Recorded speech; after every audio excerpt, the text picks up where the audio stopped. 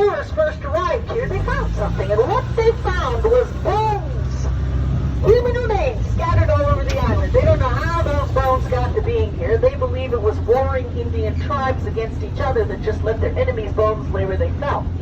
Nonetheless, they called this island Cayos, and that's Spanish for Bone Island. And we were called that for several hundred years.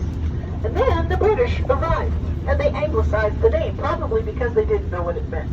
To their ears, Cayos sounded like key, Hueso sounded like west, and that is how we got to be Key West.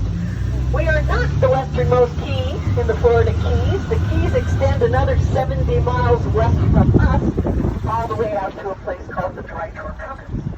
The word key is just another word for island. It means the same thing. And yes, we're an island surrounded by water, and for the longest time, that left us pretty isolated. You could only get here by boat, and that was not the most viable means of travel.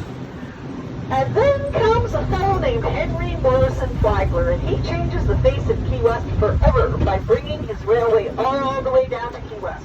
This opens up Key West to the rest of the world. Now people can come here, company dues.